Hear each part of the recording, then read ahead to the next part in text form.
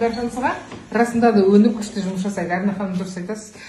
Мен ана басында ананың бәрін көрмей тұрғанда, мына басқа өнімдерін мынаны алдым, мынаны біреуге алдым ғой деймін. Сосын қойшы өзім көрейін дедім.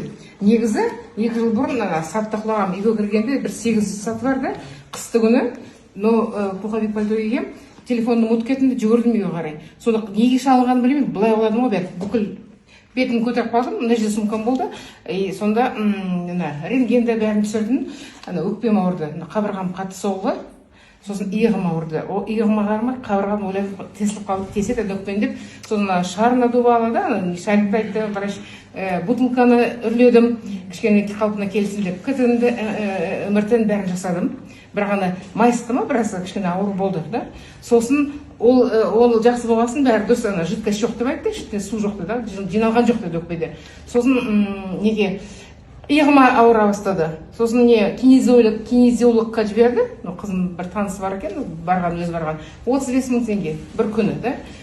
Бірдеме жасайды. Сосын бір күні 35 мың теңге. Мысалы, ешқандай кішкене жеңілдейді, бірақ ауыр кетпейді. Мен жаңа айтқан секілді, мен былай ғана көтеретін. Болды. Есім бірдеме кейін десем, мына жақты былай ұстаймын да өзімді. Қолды бірдемен, ар жағында кофтаның бір жабасын базамын бір істейсің да, болды осылай. Енді былай тұрғанда саяқ тамақ істейсің, мына жақта. Мына жақ көтере алмаймын.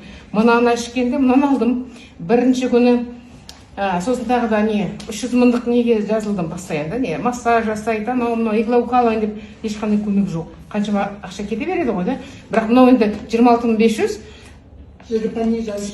Мынау деген сухожилие кости дейді ғой, сонда мына жерде спортсмендерге бәріне болады ғой, өйткені күнделікті құлайды, аяқтардың сіңірлерін тартып алады, сын басады.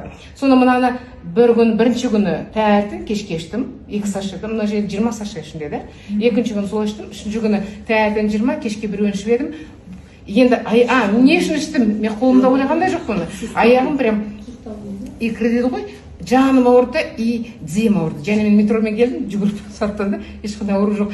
18 штук қана ішкем. Екеуін бір құрбыма партнеріма бердім. И үшінші күні да аяғым ауырған басылды. Бірақ енді қарасам, қолмен тарап тұрмын да, собственно, это побочный эффект деп тұрмын. Это побочный эффект, что рука перестала болеть. Видите, она как двигается туда-сюда? Никаких.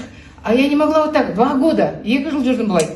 И сосын кім бір қыз айтқан, мынандай мөлшерден не айтпай жүрсіз? Айтып жатырмын, қазір емдемесеңіз, кейін ұлғая сайын да, ол деген қата береді дейді ғой. Сонда осы мынау, біреу өнім, чистка жасаған жоқпын да. Көзінім тоже мына қыздар айтқан секілді, келеді бірден бере салам, біреу ренжімесін, күтпесін деп де, не бар соны беріп қоясын. Мынадан да мозговойдан қандай керемет результат болған, нәтиже. Мынау көп рахмет. Просто ештеңе айтылмаймын. Расында да қанша компанияда болдық, мынаны біз бат деп айта алмаймыз, бұл парафармацевтик да, бұл пептид. Пептид қазіргі таңда да ең мықты клеткаға кіретін да өнім. Ішінде макромикроэлементі, витамин бәрі бар. Поэтому біз тамақ жесек те, айтады ғой, жақсы тамақ жеймін, икра жеймін, анау жеймін деп де, но клеткамыз аш жүреді екен. Сол клеткаға нақты тамақ берсе, көрікті адам деген мынамен ғана керемет жүре бастаймыз да. Сол үшін рахмет компанияға, рахмет мына өнімге. Өйткені бұрын компанияның арасында да қаншама өнім тұр, кімге берем, кімге подарок жасаймын да, сата алмайсың оны үшін өзім болмағасында. Мына жерде бәріміз айтып отырмыз ғой, қолда жоқ. Сапожник без сапог дейді ғой, потому что келді ме өнім, біреу сұрайды, бере саласың. Қаншама адам, қаншама басқа қалаларда айтып жатыр ғой, нәтиже өте көп. Өйткені мына 33 жыл болған компания 3 жылда соншама миллиондап жасап жатқан да, соншама ақша тауып жатқан басқа компания пока біз білмейміз. Поэтому болыңыздар бізбен бірге, пайдаланыңыздар. Рахмет.